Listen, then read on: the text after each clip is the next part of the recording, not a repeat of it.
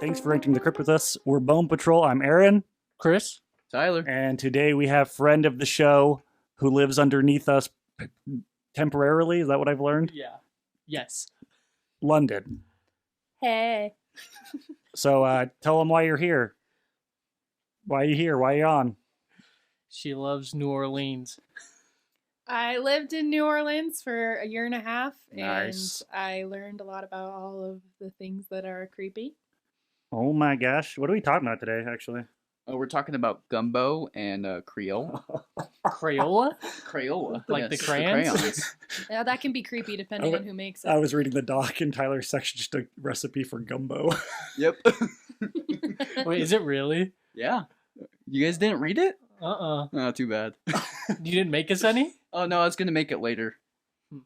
Today we're going over New Orleans voodoo. Hoodoo? No. Just voodoo. Just voodoo? Yeah. What is voodoo, Christopher? Tell us what voodoo is. A little bit of spooky, abracadabra, mixed with some Christianity. Yeah, I'm pretty sure that's an exact quote. Yeah, resident expert London. Is that true? I'd have to say yeah. All right. Well, we'll lock it up with that one. Christopher, can you give us the key? Thank you. So voodoo is a religion, right? Is that appropriate to say? Yes, it's like a religious practice. Yeah, it's a religion that focuses on ancestor worship, spiritual connection, and it uses aspects of like witchcraft and African polytheism. And Christianity. Oh, yeah. Well, I mean, that's where it kind of got its start. Yeah, specifically Catholicism. Yeah. So it's kind of a gumbo of religion. Ooh. Exactly. It makes sense, Tyler. You guys thought I was crazy. Well, yeah, well, that's not going away.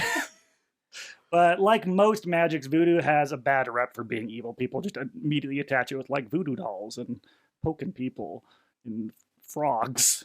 Is early Facebook a version of voodoo where you could poke people? I'm pretty sure that's also an exact quote. It's true. I mean, I think... Well, think about it this. If you had the notifications on, would your phone vibrate when you got poked on Facebook? I don't... Yes, Let's just probably, say yeah. yes. So like a voodoo doll, you poke it, and then it attacks the person on the other side feels it. So you poke their Facebook profile, and their phone vibrates, and they felt the poke. Virtual voodoo. I love that Very we're phrasing cool. it as an attack. That we were attacking people when you're poking them. I only poke people maliciously on Facebook. Stop. I had a lot of enemies at I 14 poke years with malicious old. intent. You would hit the poke button and then send like an angry emoticon. So is it so-and-so, like Aaron has maliciously poked Chris? Like that was an option to send? Like, yeah. Wait, Can was that this be? a question? Yeah, wait, what do you... No, I'm asking. Did you- I'm asking Mark Zuckerberg, the Lizard Man. Oh, Can yeah, 'cause that he be an listens. option? So yeah, the lizard, no, not the Lizard King. I wish the Lizard King listened. Yeah, the Lizard King's actually from Salt Lake City. Yeah, does he still ski for Creature? Yeah, I think so. Right on. Maybe Death Wish. Ooh, One of the we're two. getting He's sidetracked. kind of nasty looking. He's cool though. Anyways, the lizard, what'd you call him? The lizard guy. Yeah, What about him? well, he's listening. We're asking. Oh, if Was you'll the make poke him malicious? Was it voodoo? Was that silence so he could have time to answer? Yeah, yeah, it was. So, so while voodoo may get the bad rep that it's evil or satanic or only used for malicious purposes, that's kind of just a general idea of it. It can be used for that, but it can also be used for good, as we're going to learn. It really depends on the intent, right, of the person who's using it. Yeah. Yeah, basically, it's actually interesting in Louisiana. Even people who live there, like voodoo is very taboo. Like people, they don't want to talk about it. Unless you're in New Orleans, people do not want to talk about it. Oh, really? Well, so if you're in New Orleans, do they like to talk about it? I think just as a touristy thing, you know, if you're talking to people in the city, you know, they're, oh, go look at this shop, go look at this. So, you know, but when you're talking about it in all seriousness or asking somebody about it, it's very taboo. People do not want to answer questions about it at all. Very interesting. Is that, I mean, why? What is like talking about it going to do? What is their fear of talking about it?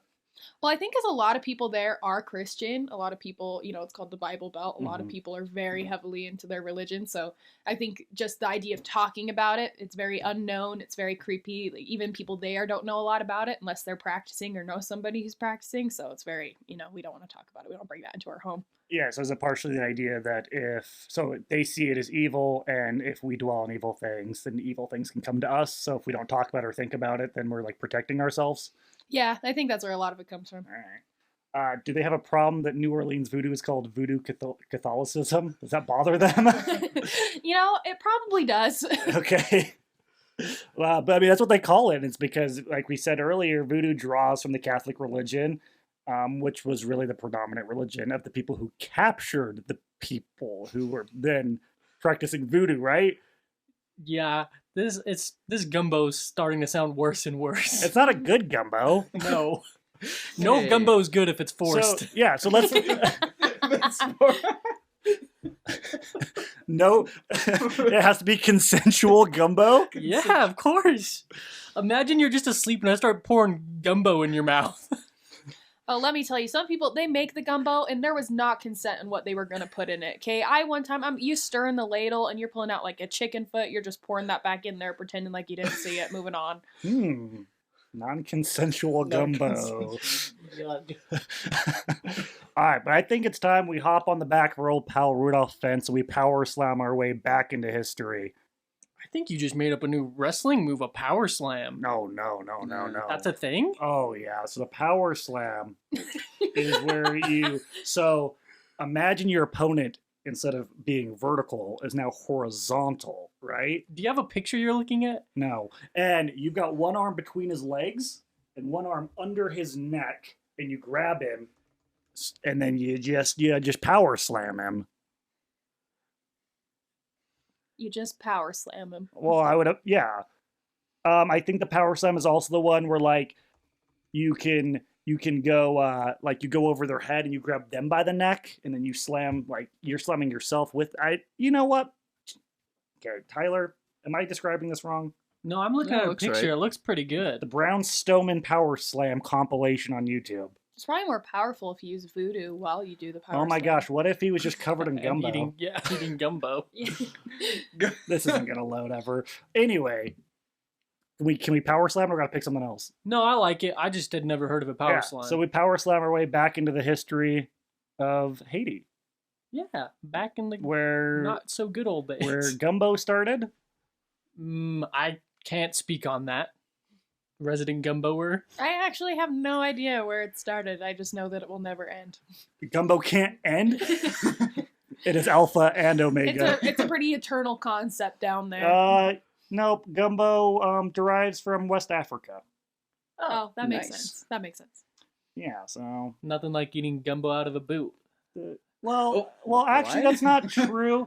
So I guess technically it's from Louisiana, but they derived the term from the West African word for okra because originally gumbo was made with okra. So it's maybe always made with okra. the word is just it just means okra. Yeah, can I I'm just not tell sure. you, no one likes okra there. No one. But they all put it in there. And then they all, every time they feed you, they're like, I don't even like okra.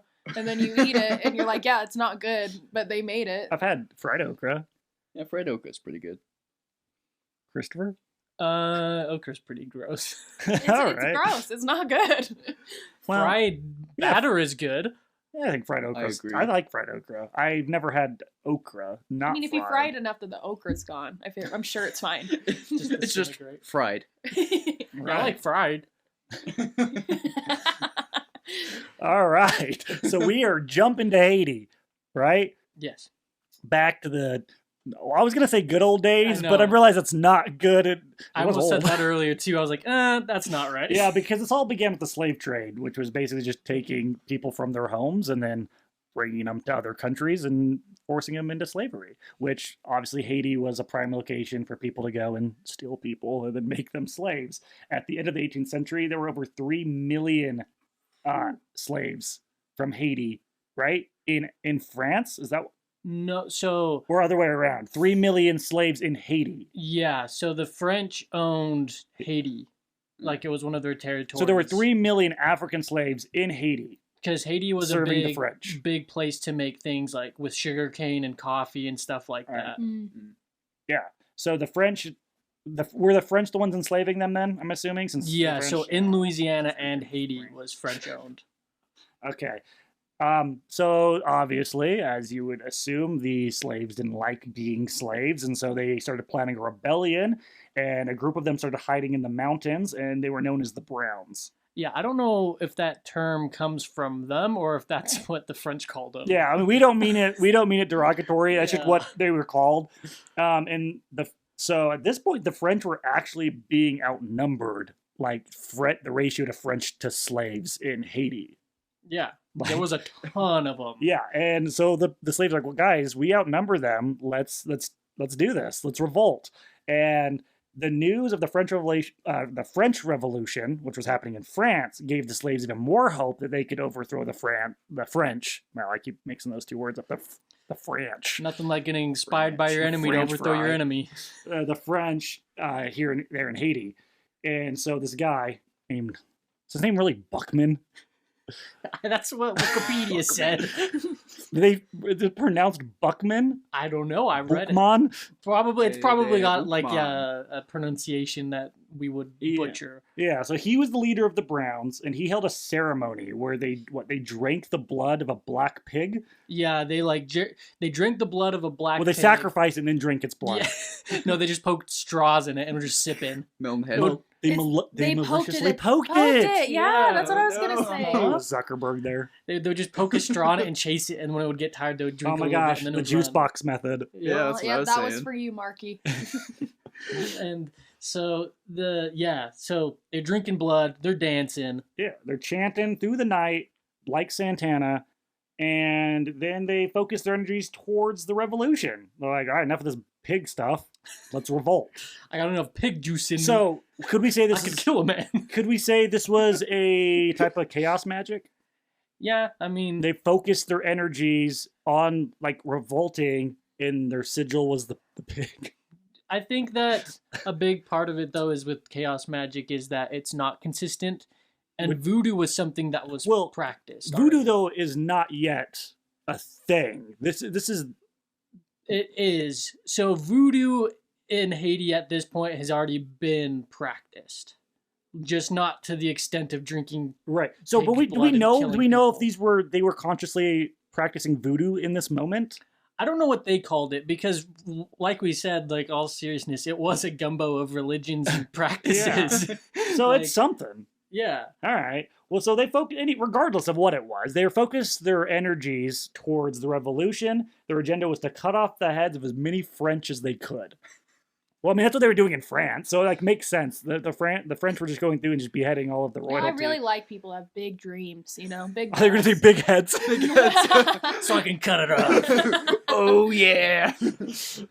And so they just started. They're like, we're going to cut off heads. We're going to burn down plantations. We're going to drink blood. Yeah, baby. Now this is the definition of the good old days Yeah. right here. This Oh, yeah. moment exactly. We need to strike hard. We need to strike fast. We got to chop the heads. And that's what they did. And they were just, their goal is to do as much damage as possible in the shortest amount of time. And thousands of French and Africans died in this attack. The French started spreading the rumor that these slaves had made a pact with the devil, and that any act of voodoo is of the devil. And in turn, any act of voodoo is now punishable. Yeah, like voodoo gets a bad rep all because the French were scared that they were going to be overthrown, and so like to start propaganda by saying it was like devil worship, just because they didn't understand it. Yeah. Well, so I guess actually this wraps back into what we were saying. One of the leaders of the Browns, he was known as a voodoo priest. So whether or not the people were aware they were practicing voodoo, I suppose that's what they were. Well, and I feel doing. like now we see like sacrifice a pig, and that sounds so horrible. But like biblically, in like many Christian religions, like that was a big thing that they sacrificed animals. I Like mean- it was viewed as holy at one point. Yeah. So. Well, I'd say we sacrifice plenty of pigs still, whether or not we phrase it that way. I like bacon. Yeah. That's what I was getting at. I mean, yeah, no, but like people, that term scares people.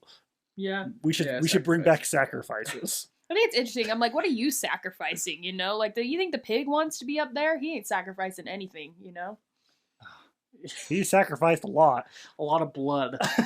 But it was a non-consensual gumbo Yeah, see, it's just collection. a non-consensual sacrifice. That's how I feel. It's not much of a sacrifice if you just didn't choose to be up there. I feel like that's like a plea for a murder charge. Like, it was just a non-consensual sacrifice, bro. Yeah. Come on.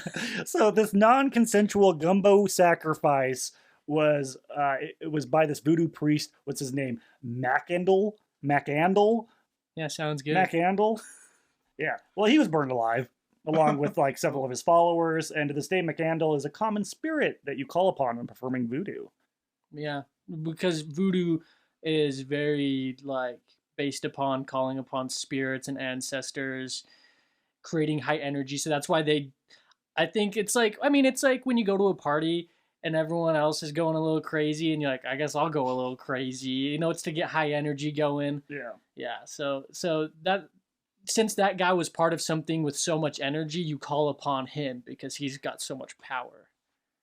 Right on. So instead of drinking energy drinks, should I call upon Macandal. McCandle? Yeah, the answer is yes. Oh, cool. We'll learn about maybe how you could do that, but for now, yeah, just keep that in mind. All right. Learn how to make your gumbo. So, but because of the revolution, the French like super aggressively pushed against voodoo, and they started spreading tons of propaganda that it's of the devil and it's evil, and if you do it, we're gonna kill you. And this caused a lot of people, like slaves in Haiti, to obviously leave Haiti, and a lot of them ended up in places like Louisiana, which is why voodoo is like, I would say, is Louisiana at this point like the voodoo capital of the world? Right now, like in our modern age. Yeah. Yes, but probably because it's commercialized too. But There's a lot of voodoo in Thailand, actually, and a lot in Paraguay. And so there's actually a lot of countries that have Catholicism very strongly. They have elements of voodoo or hoodoo. And so, even though it's commercialized a lot in New Orleans, you would actually see it practically, you'd probably see it more in one of those smaller countries. so even capitalism can just reach into voodoo and say, we're making money out of this. Of course. Right on, America. No, quick question. What's the difference between voodoo and hoodoo? So hoodoo is, when you think of the evil or the creepy stuff, like you're more thinking like hoodoo. So hoodoo's more when it's like your intent is to harm. So it's like a selfish thing. And so it's like, I'm trying to benefit from this thing that I am doing. Whereas voodoo is more about like the spirituality side of it, like becoming better, talking to your ancestors, getting that high energy that Chris was talking about. So that's my understanding just from talking to people is, hoodoo is that's more of the scary stuff. Voodoo is more about like the spirituality and being in touch with your ancestors and stuff. I thought hoodoos were rocks. What? In Goblin Valley. Well, yeah. Aren't they a rock formation? I'm not saying you're wrong. I only know hoodoo is rocks. I mean, I've heard hoodoo, and yeah, in that sense. Like in Bryce Canyon, like that rock formation, that's like weird spire. They're called hoodoos. Why? I don't know. Probably different meanings for the same word. I think that, but I think they're pretty interchangeable, honestly, though, in terminology, because I'm looking at a thing here, and the only difference is kind of like the types of things they worship and then like how they practice it, right? Like, but I think it's pretty, you can practice both in the same like ceremony. Like they can go hand in hand.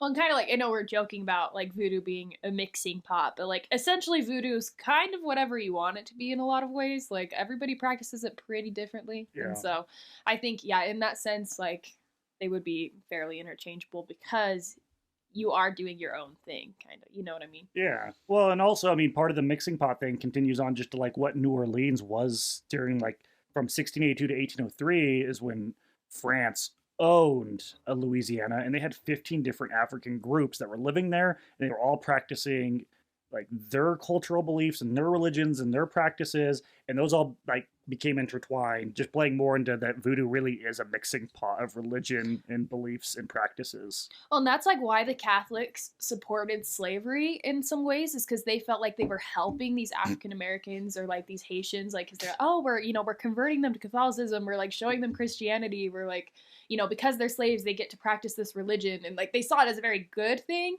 that they were helping them come closer to their God and their Christ. I feel like they were just making excuses. Like, well, we know this is wrong, but how can we make this right? Who doesn't do that though? Listen, if I admit this is wrong, then it means I'm wrong, and I don't like that. I know keeping Tyler chained up in the podcast room is wrong, but like it's the only way It's to keep him off of his him. heroin. It's helping him. Yeah. So in 1791, the Africans that led the revolt in Haiti, they fled to Louisiana, and then the revolt began spreading to Louisiana as well. And we came with them. It was just right there on the boat. So one thing I couldn't find an answer to was because it says that the slaves in Haiti were leaving Haiti. How were they just like leaving? They probably commandeered the boat. Or, Yeah. I kind of that was a loud train whistle. I kind of wonder if it was more so like they were like, we want out, and so like, okay, we'll take you to Louisiana. This is like it's still our territory, you know, but like that way we can kind of spread out what's going on. Or That's my maybe- guess. Maybe they were sold to people in Louisiana. That's what I was thinking. Is like I could see them being, you know, because it's a slave trade, you know, so I could see them just going different places. I don't know that they were just like, you know, I'm kind of tired of this thing. I'm just gonna go. Yeah. They should have done that a while ago instead of trying to kill a bunch of people. If No. that was one of the options. What I love about these stories, so Haiti, the French like got so many slaves, they were outnumbered, and they couldn't see that was going to be a bad thing for them. And then after they behead all the French, they moved to Louisiana, and then they outnumber them again, and they just kill them again. Yeah. It's fantastic. Power of voodoo, man. Yeah, it's hilarious. So at this point, like in the Louisiana area specifically, the African tribes are now they're the majority. They're no longer a minority. They're the majority in the area, and they're practicing their voodoo and their other religious beliefs. And the powerful practitioners within the voodoo religion, they started calling voodoo kings and queens, right? And so in the 1800s, voodoo queens and kings, they became really powerful, like political figures. And the number one voodoo queen is known as Marie Laveau. Laveau. Marie Laveau. All right. Which we will talk about a little more in detail in a little bit. But these like kings and queens, they usually had knowledge in herbalism, rituals, poisons, charms, amulets, basically things that make Gumbo. you very... Gumbo? Gumbo is an amulet. No. I think that's where the element of... I think it's a poison. Is it? I can't It even. has okra in it. Oh shoot. That's the closest you get. Herbalism and poison. I think that's where the element of Catholicism comes into, because like Catholicism, they very much value, you have prayer beads, you have statues, you have prayer cards, you have things that you don't necessarily pray to those things, but through those things, right? Mhm. And so I think Yeah. that's where like that mix comes in, because then you have like the amulets and you have like all of their fun little charms and things like that. And so I think that's where that mix came in. That makes sense. And having this accumulation of skills makes them the perfect candidates to be voodoo kings and queens, which is why they were they elected? I mean, they refer to them as like political figures. Was it just they were so powerful everyone respected it naturally? Yeah, it was. Essentially. It was pretty much if you were good enough at voodoo, the community recognized you as a voodoo king or queen. I don't think you got voted into office in the voodoo community. You don't vote for kings? Definitely not As as your king, I will make voodoo parade day every day. No, Eh, stop. not voting for him. I hate parades. Oh no. Oh, they love parades down there. Yeah, they love parades and beads and gumbo, And gumbo. and not okra. Do they practice voodoo in the parades? You know, I wouldn't be surprised. Well, you can. There's actually a really interesting documentary. About how parade floats are amulets? Well, about showing like the celebration culture in New Orleans, New Orleans, New Orleans. Narlands, New Orleans. Nola. New Orleans, Or NOLA. They do call it NOLA. and stuff like that. You should really check it out. It's called The Princess and the Frog. Oh my gosh. Yeah, that was real life. I If really anyone wasn't says it expecting wasn't, they are wrong. Well, so that's very interesting. My favorite take, though, on New Orleans, it is a horrifying sight and sound. There's people there that have been dying to meet you. It's a fantastic little piece called The Haunted Mansion at New Orleans Square in Disneyland. That's my favorite piece. Thanks. Are you clapping for yourself? No, I was I let the record show that was none of us were clapping. I was clapping for Wampler Disley and all the work he did to bring New Orleans to the people of California and the West Coast. I'll clap for Wampler. Resident expert London, what do you think? Oh, okay. I thought you were shunning Wampler in his beautiful creation, but alas, it's a good one. Tyler, what's your favorite New Orleans experience? I would say the gumbo. Have you actually had gumbo? And then also the No, wait, no, stop. Have Also you ever had gumbo? No. But I want to someday. He likes looking at Gumbo it. I like is, looking It's at it. good. Have you had gumbo? Yeah, I've had it lots of times. I'll make it for you. With okra. Also, I okra. like Just getting kidding, those no, I won't. beads in those parades that they throw at women, and then I just grab them and Oh, steal them and run away. They hurt so bad. Can I just tell you? They don't throw candy in the Mardi Gras parades. Like, they What? just throw the beads, and then sometimes they throw cups, and they just hit you in the head. Because So they're wait, all are they drunk red on the Solo parade. cups? They're big cups, okay, and they hurt, and they throw the beads, and the beads are weird. Like, you can get a special bead that's got rubber ducks on it or something, and they look so weird. And people think it's so weird if you throw them away. They're like, why would you not keep this treasure I bestowed upon you? And you're like, because what am I going to do with this? But they actually, I think while I was there, they cleaned out the storm drains, and they found thousands of tons of beads. Because you see it all year, they're in the trees. No one cleans it up. Right on. Those beads are sacred. Imagine you're like, okay, I got a scenario for you guys. I'm in New Orleans. I'm at the Mardi Gras parade, and I'm getting ready to flash, and then I get hit in the head with like an IHOP cup or like a mug, and I'm just like, what the heck? Oh, like one of These are those beads? IHOP One of those mug. big gulps. They're That's like kind of like It's just what a they German beer stein.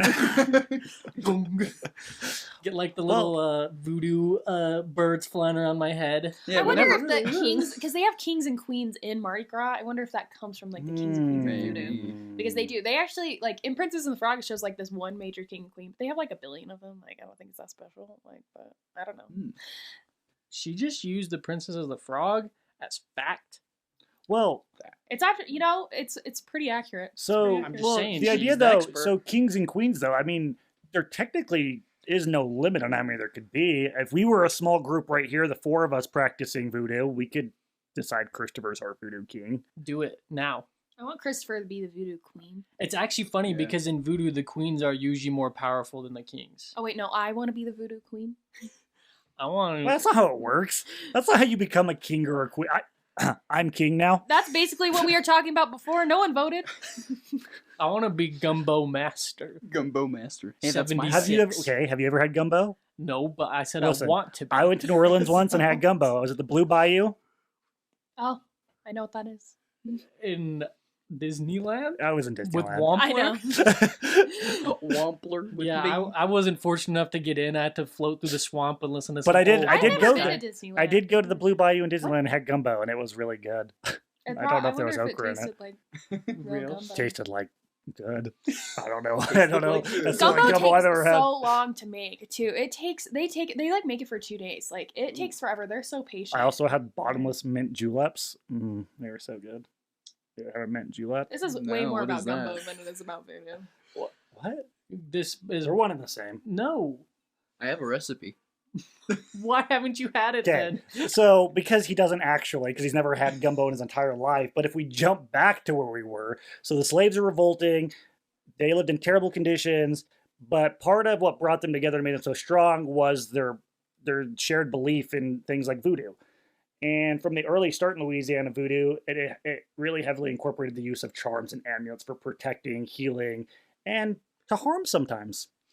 I think that's where hoodoo comes in, because like with voodoo, like Marie Laveau was known to be like a very generous person. Like she was, she was always like healing and helping and doing like those good things. That's why people loved her so much. And so I think that's like where hoodoo comes in, is like the harming people. But with the voodoo, like she was like, people loved her. Like that's why she became queen without the voting. Like people loved her. Yeah.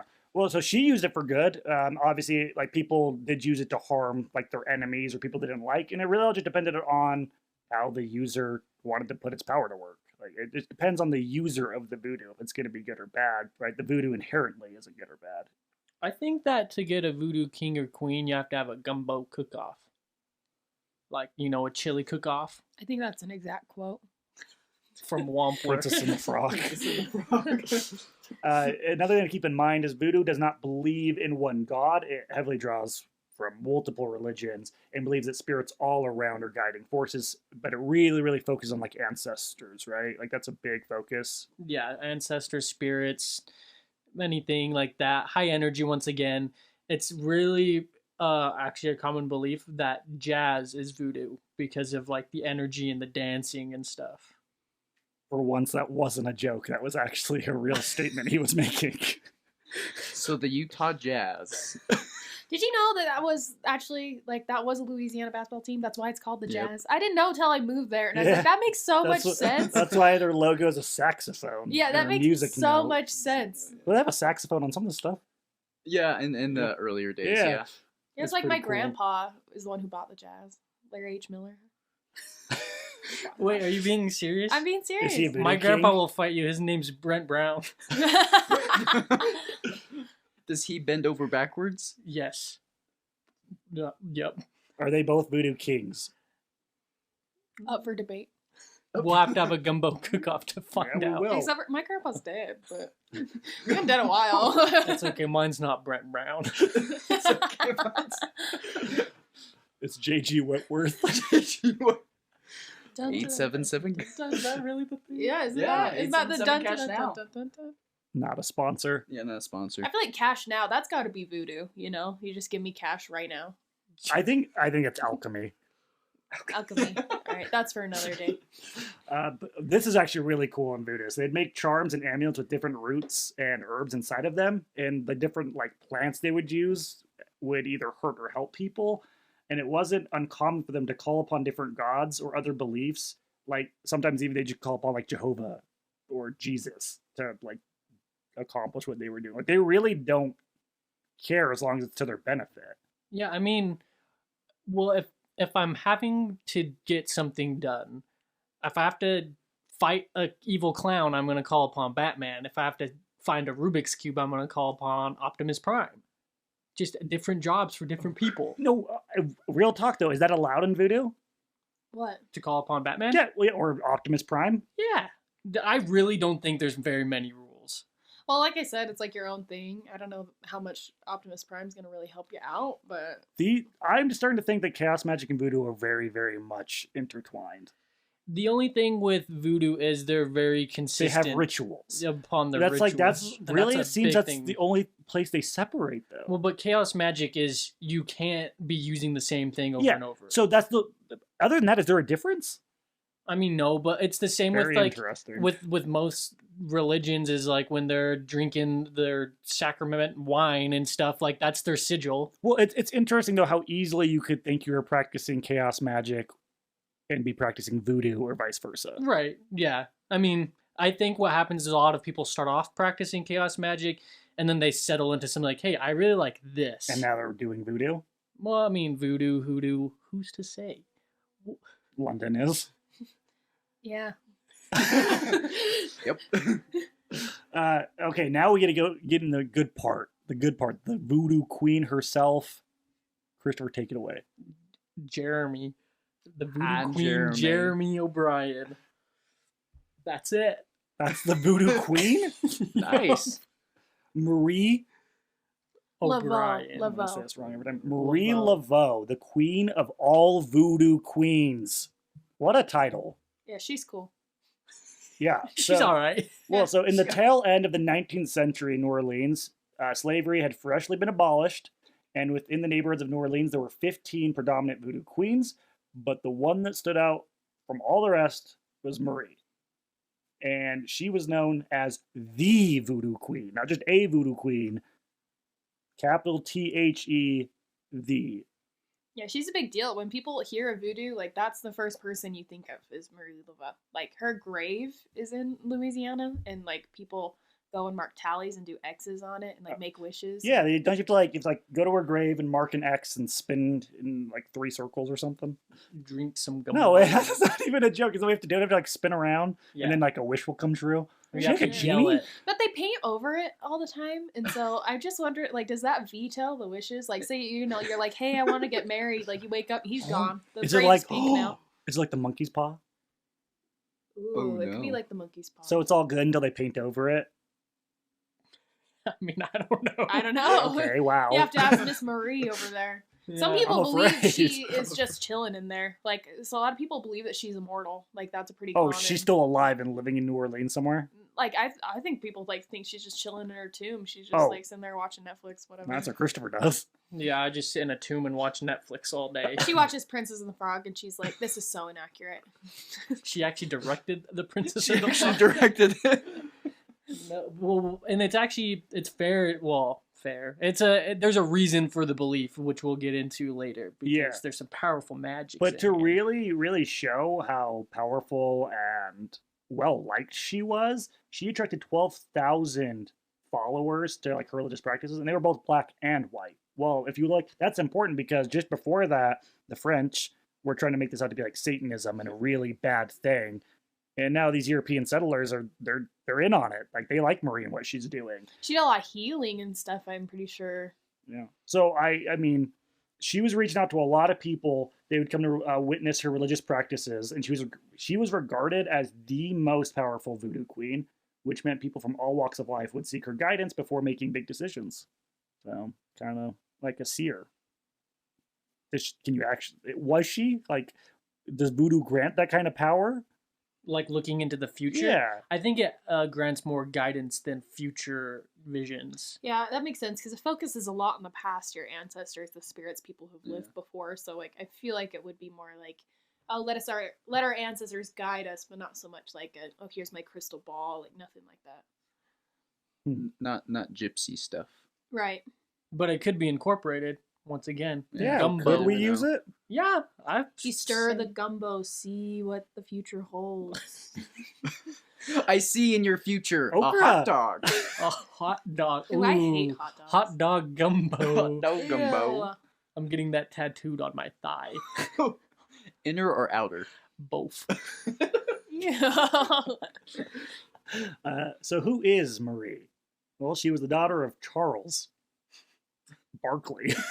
Charles Also Barkley. known as Gnarls Barkley. That was Yeah. terrible. That was terrible. Now, Charles, he was a politician who later became the mayor of New Orleans, which may have a part of why she was so popular, as long as he was a well-liked mayor. Or she was so good at voodoo, she made him the mayor. Ooh, both ways. Or maybe they won the gumbo cook-off and that's how you got to become mayor back then. Maybe they were having like a one-up thing, and he was like, "Guess what? I'm the mayor," and she's like, "Guess what? I'm the queen." Now, this next part, I'm gonna have to just say this is specifically how people talked about it. We're not saying, I'm not taking a racial side here. This is just how people talked about it, and this is why they saw her as important at the time. Are you talking about her description of her? Yes. Okay. Yeah. Okay. This is just people at the time. This is how they described her, and they took value in this. But they said, so she was from an interracial, so her parents were an interracial couple, and the description of her was a white woman, but with the complexion of a black woman. She had the facial structure of a white woman, but the complexion of a black woman. And to them, that was very special. Yeah. It's just, because obviously, even though slavery is abolished, right? It's just it's a product of the time. I mean, I don't know. But to them, that was something special. And maybe because slavery had been recently abolished, so this really was a new thing for them. And her looks and I was trying to read what this said, and I thought it said something else, and I was like, Christopher, why did you type this? I'm not going to say what I thought it said, but her looks and her father being a politician, namely the mayor, is what gave her a way into this lifestyle without being discriminated. And that's partially, once again, why she was so well received at first, I would think. But unlike some other voodoo leaders, she was very compassionate and kind, and she looked to help instead of harm. Right? And that's why people are drawn to her. yeah, she made a killer gumbo that healed you from the inside out. The key is old boot strings. No Boot okra. string. No okra. Amazing. Only okra on the side for the enemies when they get their bowl. She didn't do that. Hmm? Mm. They're dead. They can't say. Oh. Yeah, she's the one chilling watching She worked in Netflix. secret. So a lot of runaway like servants and slaves would come to her to see if she would grant them like charms or amulets to help protect them or guide them to safety. And it's been known for many free runaway slaves that Marie was really like a key to their freedom. Like if you could get to her, you would be free. Because here's the thing, people don't realize, like, even after slavery was abolished, it took a long time before all the slaves were actually freed. Oh, especially in the South Yeah. too. But like, yeah, she was like this beacon of hope that if you could get to her, you would be free then. Which is that's a cool position to hold, but also it's got to be a lot of of pressure. Yeah. it's a lot of weight to hold. That people are coming to you because they truly believe that they can get to you, they will now be free. Sounds like she has a lot of pull in the area. So I don't know if that means that they like they probably stayed in Louisiana from there, honestly. Like I can't imagine that. I feel like she doesn't have much pull outside of where she's from. Does that make sense? Because Yeah. voodoo wasn't being practiced all across the United States. No. It still isn't. So it's probably like she had connections where it's like you could be a what would they call it?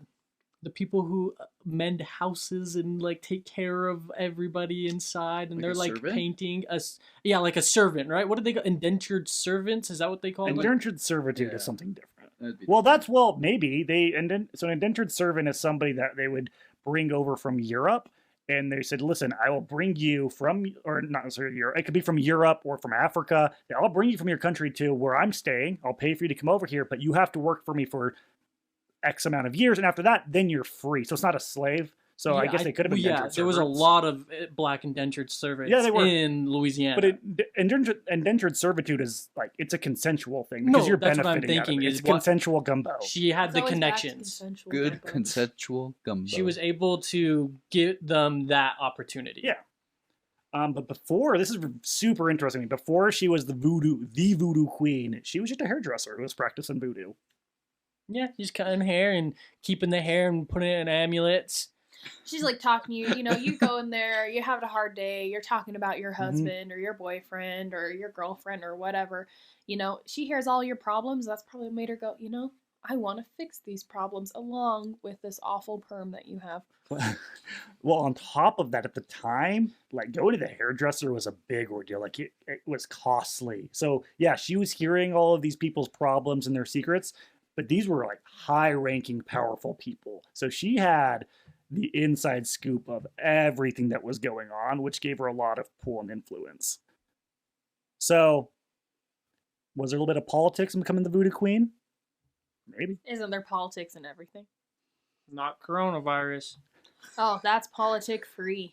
Yep. The one thing I can really just rest easy on. But no, she really, Marie used this knowledge to rise within society. But thankfully, unlike other people we see who've done that throughout history, it seems that she did it for a good reason. She truly did it to help other people. Yeah, I mean, that's what they say at least. This is kind of cool. She would sell her potions out the back door of like the salon where she was working.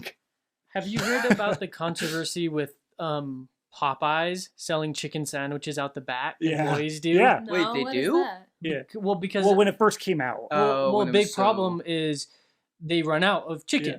Like that's very common. If you go to a Popeyes Right. late in the afternoon, there's a good chance like we're out of food for the day. Like, sorry. And when the chicken sandwich first came out, it was so crazy popular that everywhere was like sold out. Employees would be selling it out the back door to like, Pocket some cash. yeah, oh yeah, uh-huh. That Cool. and that's probably Marie probably looked in the future. She's like, they have a good idea. Louisiana fast. She Bada stirred her bing. gumbo with her chicken sandwich in it and was like, "Oh, I have an idea." Is she the founder of Popeyes? I don't know. You I'm should just like do asking. an X on the grave and ask. Are you the founder of Popeyes? No. And then I see a Popeyes. No. It comes out of her tomb. A chicken sandwich. It just floats over to your Dude, mouth. no, it would totally be the red beans and rice Oh, I Oh, love red yeah. beans and rice. and spicy chicken. Spicy. Now, how'd she get her start in voodoo? What do you like? Where did she? Yeah, I mean, learn it? yeah, like where did she start practicing it at? You don't just pick it up out of nowhere. Well, I'm You gotta sure that, learn you know, it. she's in, like, because they're still in these communities of predominantly black people, right? Mhm. And so these are predominantly the people that have the African American culture or Haitian culture or wherever they're from originally. And so it's probably not an uncommon thing to hear of. And like you said, there was like 15 other voodoo queens, right? You know, so Yeah. I'm sure it wasn't an uncommon thing to hear of. And so I don't know what officially was the start, but I'm sure I'm sure it wasn't this, she discovered it. I'm sure it was something she grew up hearing about.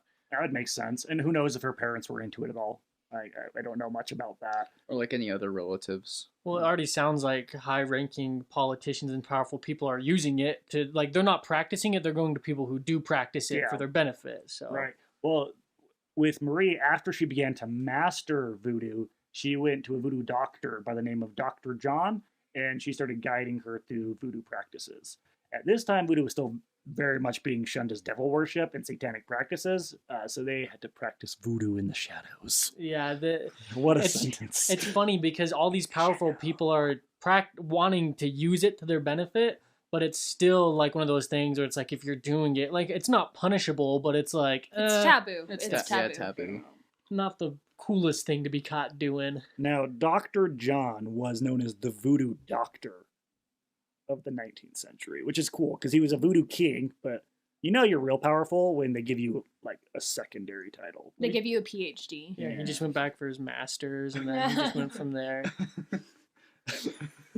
I want to hear his thesis. It's actually that Aleister Crowley and him both worked on one together. What one was that? It started the soccer tournament. What was it called?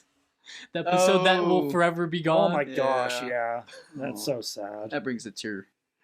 No, we'll come back. Okay. We'll come back to that. I talked to the kid with the heart of gold, and we'll talk to you after this about this. Okay. Yeah, but Dr. John, the voodoo Dr. King, he was known as an excellent healer, which I mean, I guess suits the title, the voodoo doctor. He was so good, the myths even state that he was able to reanimate the dead. Yeah, I heard doTERRA can do that. Like with their oils? Yeah, you just take a little bit of lavender Yeah, on your lavender. temples, a little lavender on the temples, and a little bit of lemon leaf on the toe tips. Also, don't drink them. I drank them once, and yeah, I He ended died, up, and I had to use lavender and lemon leaf to I bring him ended back. up in the street. It's funny because it's like talking about like the dead coming back to life and stuff is like a common thing in that area because, well, one, they have a lot of all their tombs are above ground. And so, like, you hear a bunch of people talking about zombies pretty much.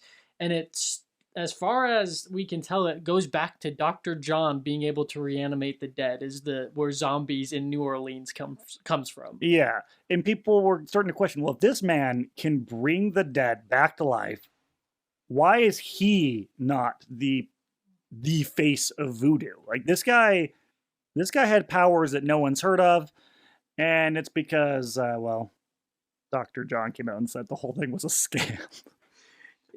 Yeah, it was common that people who knew him really well, he would like get through doing his voodoo practices with people, and he would like go to the back room hanging out with his buds playing Pokemon on their Nintendo DSs, and he would like giggle to himself and be like, "These guys are idiots. Like, I don't know why they believe this." Yeah, he was just a very good actor and a very good con man.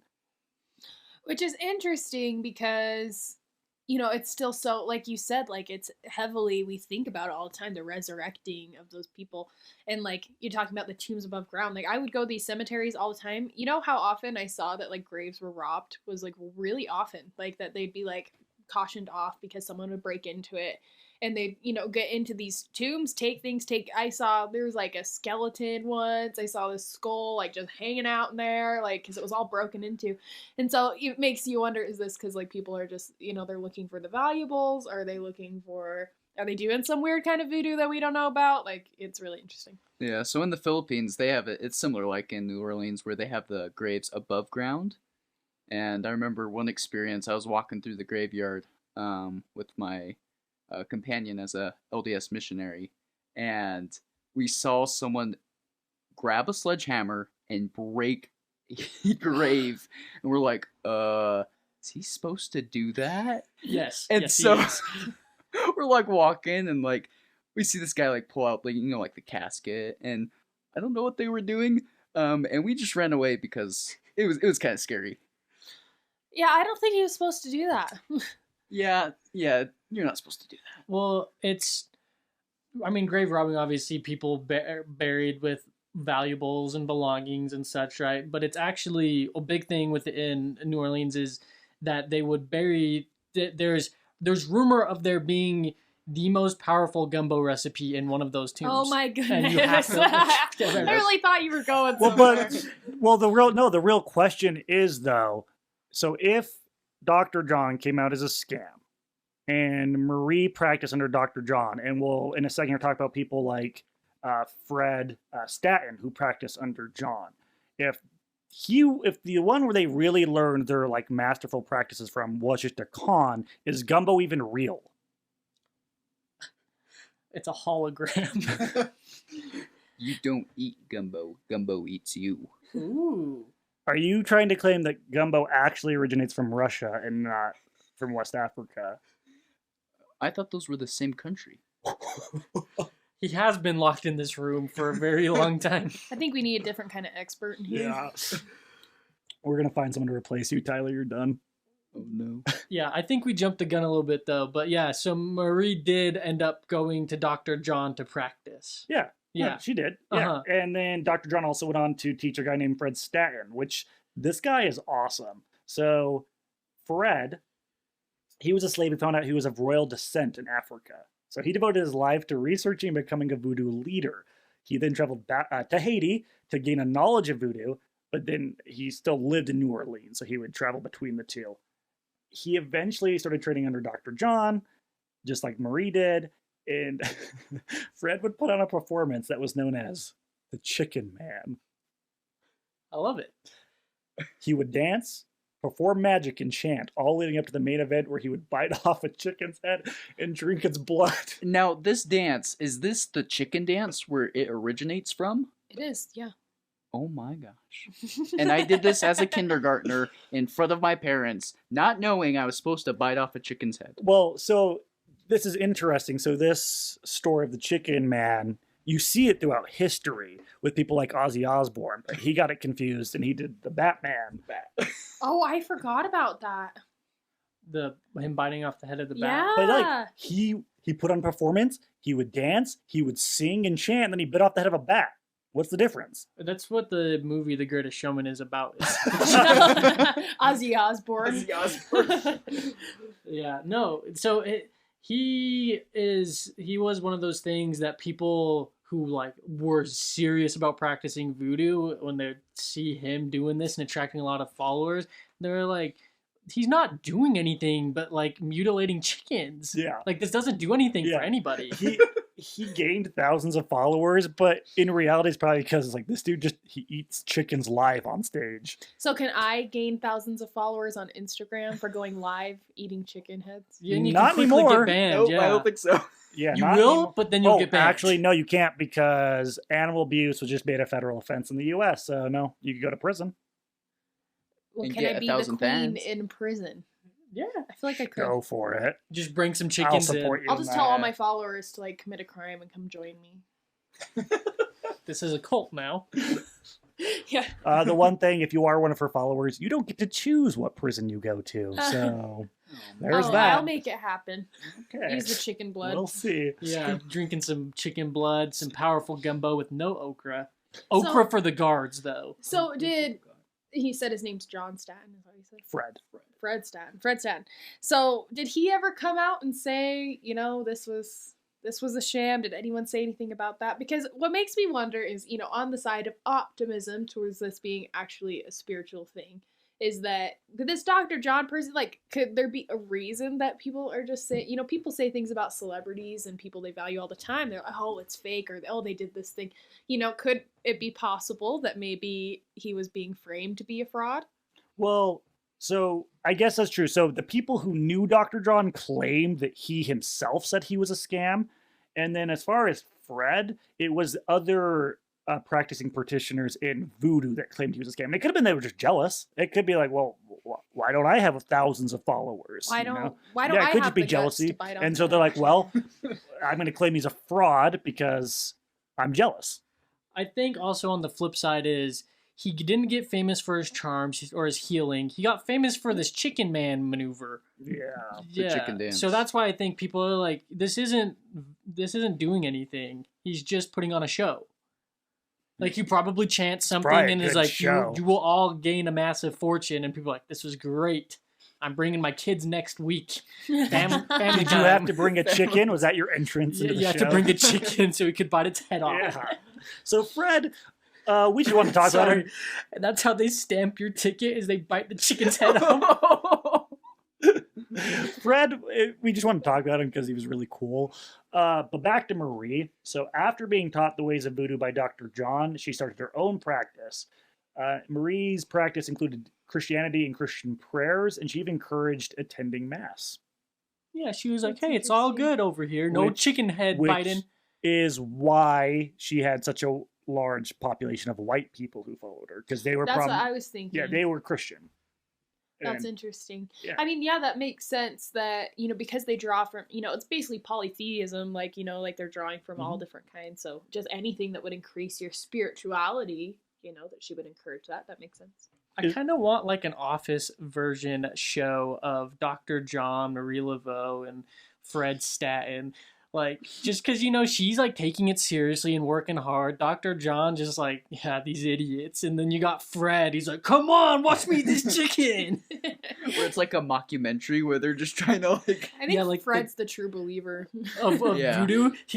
Honestly, he probably did think he was doing something. That makes you think when he went to Africa that they were just like, guys, I know a really funny thing we could do this guy. Because he's coming, in all seriousness, like, I want you to teach me your ways. Like, first these people are lying to him saying, yeah, did you know you got royal blood in there, I can tell, and then he's believing it. He's going over there and they're like, yeah, if you want to do this, you just, bite the head off this chicken and do a funny dance. Your grandpa Stagn used to do this cool thing.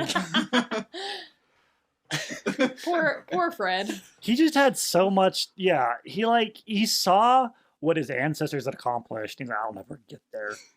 But I can do this chicken dance. I bet they were looking at him from heaven or wherever he was at and was proud of him. The chicken realm. Yeah, I think so. That's where Optimus Prime is. The chicken, The chicken realm. realm. Yeah, And all the raptors. that's so cool. Rip in peace, Fred. Now back to Marie. So obviously with Fred and with John, people claimed they were frauds, and Marie was no different. People claimed that the only reason she had the influence she did was because she knew the gossip of all these powerful people. So Her political influence. she could virtually just blackmail anybody in power and say, you gotta do what I want, otherwise I'm gonna release the secret you told me. And that's what people would use as she's a fraud. Like, that was their argument. But just like with Fred and Dr. John, it's just speculation and hearsay anyway. So And not accountable in a court of law. They just throw that right out. It was something that was really common that like servants would say, like, she approached me and threatened to curse me with voodoo if I didn't give her the information she needs on their, whoever the household owner was, the powerful politician. Yeah. She was known to also help, though, with several serious cases of murder and rape and other allegations of stealing. So that's interesting to me, because if this person's able to solve all these really big crimes or he's helping it, don't they just become a suspect at that point? It's not like Psych's not a real thing. Psych's a funny show, but that doesn't happen in real life where this person's a psychic. I guess we're just going to use them as our... then, they didn't think about stuff like that. Criminal psychology really only became a thing, in the last 40 years. And so, back then, I'm sure they did not think of it like that. They were just like, oh, wow, she's a witch.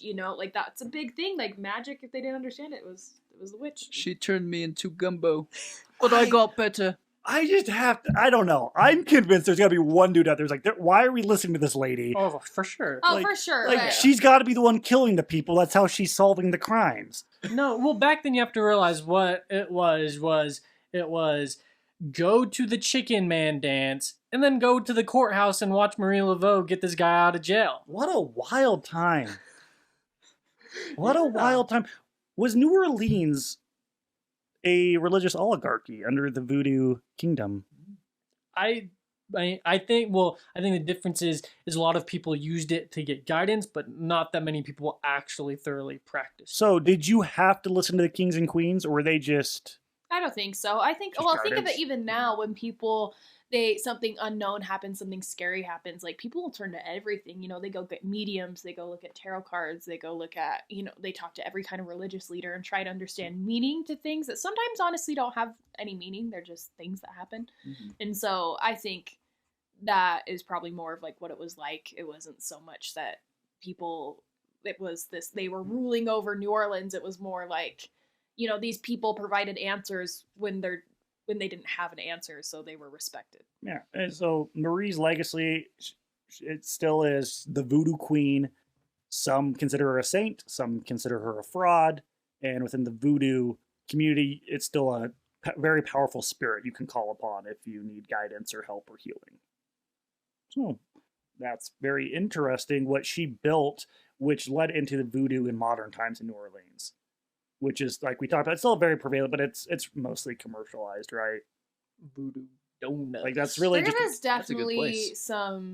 I definitely saw some pretty eerie things while I was living there, though. Like, there's definitely the commercial shops. There's some shops, though, like, you can get a cute little voodoo doll, like, about anywhere. Like, there are, like, little keychains and stuff, and they look cute. But there was some places that I went in, and they, like, had them made out of straw, and, like, they were, like, in the back, and, like, there's some creepy things, okay? You know, like, you could buy stuff in the back room, or, you know, whatever. And they were pretty creepy. I'm not gonna lie. I'd like to see your wares. You want some gumbo? You gotta come to the back. All right, in my trench coat, there is a Pockets gumbo. full of gumbo. It's like, doesn't that Just spill? seeping out. Well, it's super interesting is amidst the goofy little museums that are or shops themed after voodoo, they have legitimate museums of voodoo with old artifacts and art, or they'll have celebrations in New Orleans where they have, you know, they meet on like the June 23rd and they throw a big party and they'll actually perform old voodoo rituals. So it's like a mix of tourism, fun, and actual voodoo. Also fun. So I think most just times voodoo when at that it's- point. when the voodoo's like publicized, usually it's like this cute, nice thing, like, oh, we're like the spirits are giving us like a fortunate year, they're helping you find love, or, you know, like it's a very positive thing when they're publicized. It's always like those people that like practice in their home that like have like 100 cats that I'm not even kidding. I saw some creepy places, okay? Like, you know, those are where it's like becomes more of like the creepy thing. Whereas like normally, like when it's like people doing those events, it's like this cute, nice, fun thing. So that would be a very, I'd say, brief history of voodoo without going into too much crazy detail. The part I really am interested in is like the actual magic behind it. Like, is it like set when you make an amulet? If you're making an amulet to protect you, do you make the amulet the same way every time, or can I make it different? Does it matter? I think it would be different. I think it would be like, I mean, because it just depends on you and how you practice voodoo. So maybe for some people, how they practice it has to be the exact same every time. But for some people, maybe it's a more personal thing because people do practice it very different depending on who they are.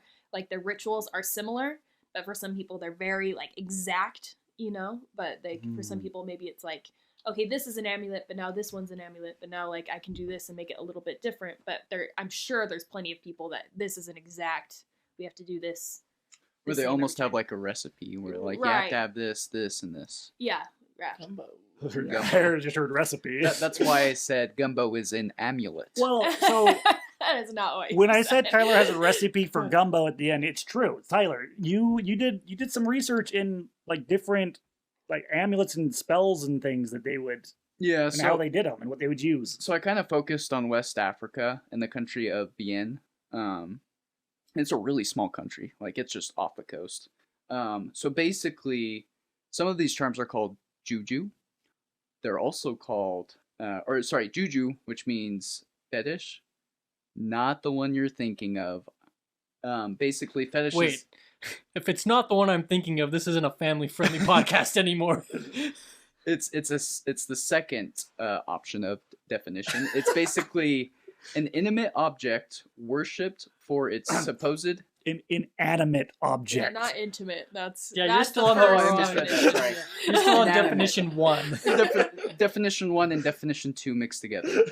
Inanimate object that's worshipped for supposed magical powers, that's sometimes inhabited by a spirit.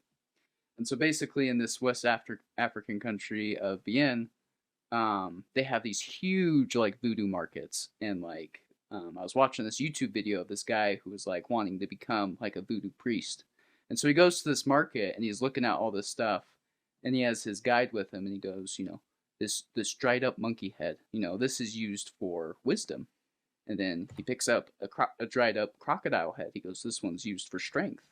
And then he gets this dried chameleon. He goes, if you crush this up and you use it in your like cooking salt, which I don't know if that's good enough, like good to eat, Like nutritious? nutritious wise. That's what I bet. That one's used for like actual charm, like charisma. There's nothing like stirring the gumbo pot and a dried chameleon comes out. Yeah, I'd try it. I would. I would might try as it. well. Yeah, if you don't like okra, you can always replace it with dried chameleon. Dried chameleon, yeah. Someone does. I'm sure someone does. Yeah. And then also, I looked up this amulet. It's called a grease or a gree. They have different phrases depending on what country you're in. Now, this one, if I remember correctly, is an intimate object. It could be. So basically, this amulet can bring love. It can bring, like a good job. It can bring protection. It can also be used as a birth control. So What? It's because if you're wearing it. yeah, so basically it's You're it's basically a small cloth bag, and then they'll put like really small objects into it, so like leaves or just something that's like sacred to them, and they'll put that in that small cloth bag and tie it up and wear it around their neck. Yeah, and That's that's so enough to ward interesting. off anybody who you thought would be a potential mate.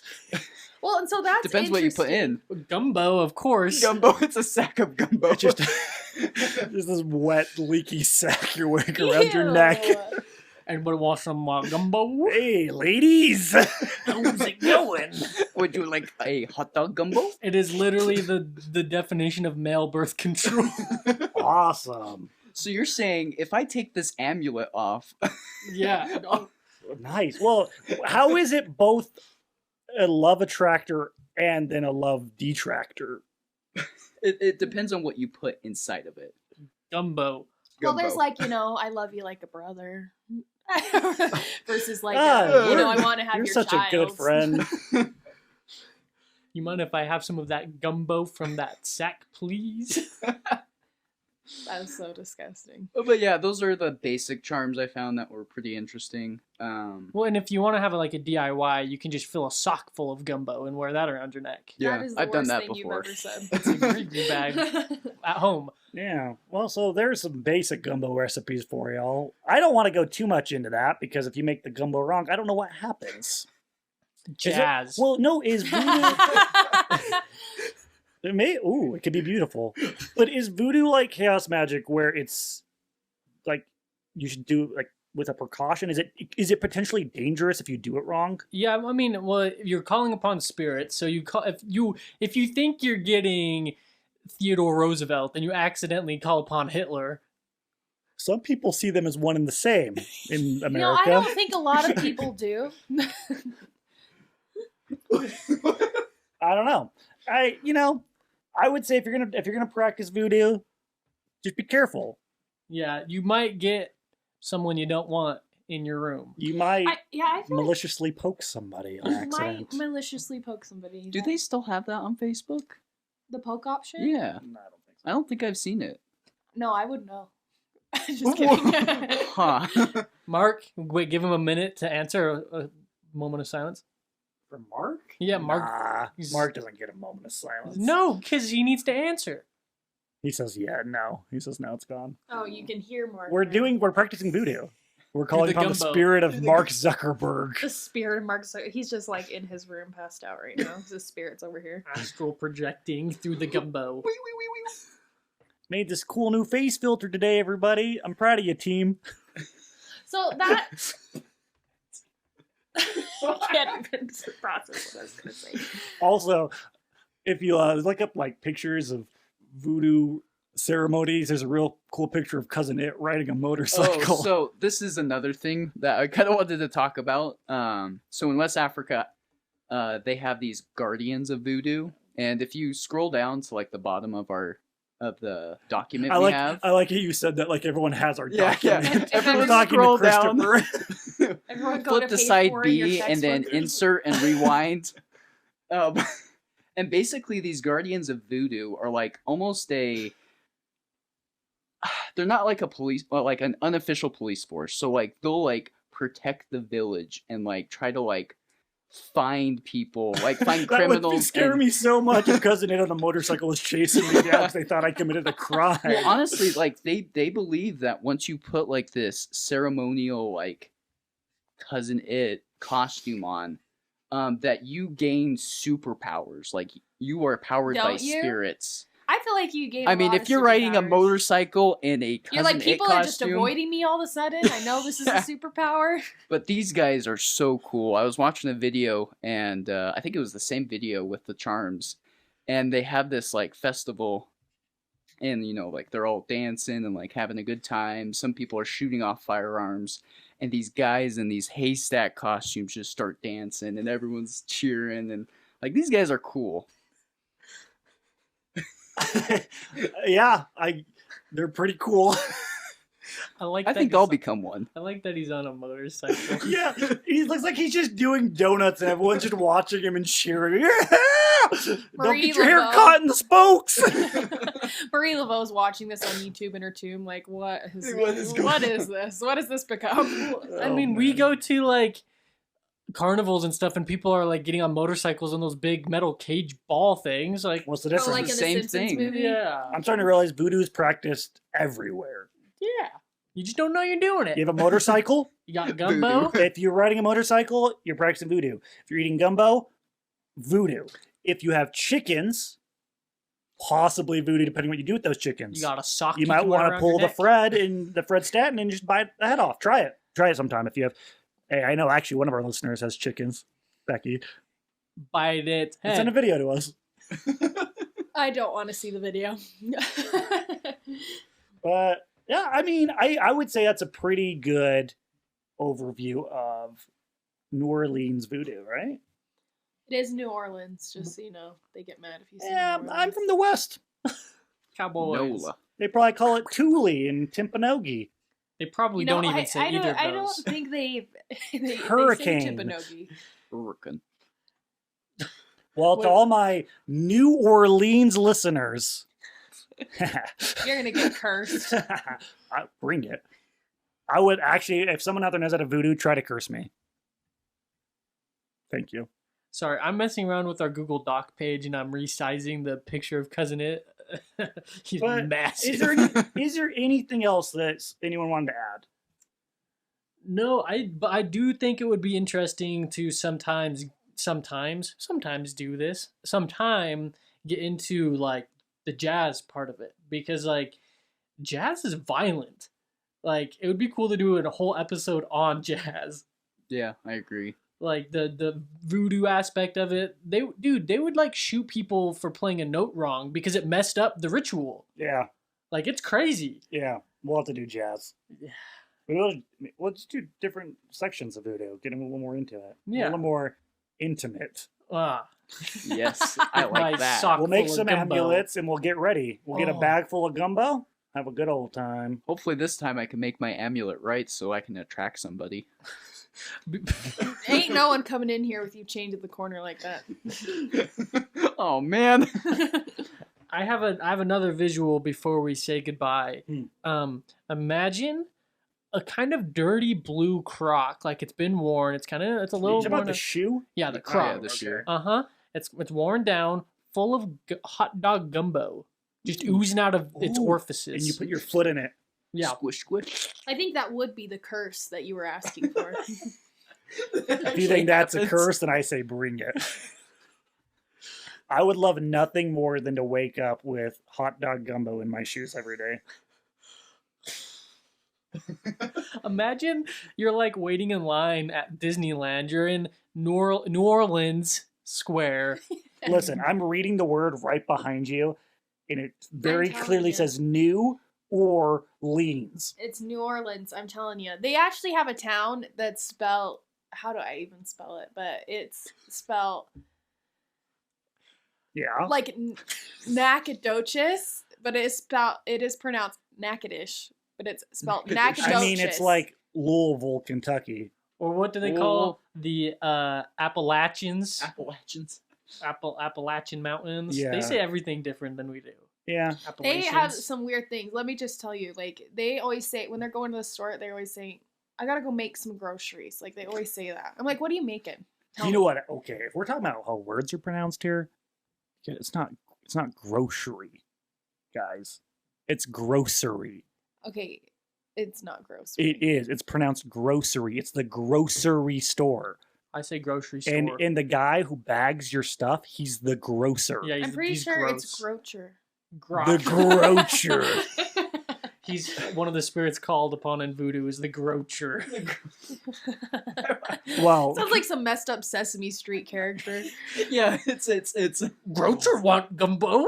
can that be the creature? Wait, no, we talked about making your own creature and seeing if we can get him across the internet. Can we do the grocer? What about the Yeah. tall curly-headed one? Well, that episode is. Wait, was that in the lost episode? Oh, was it?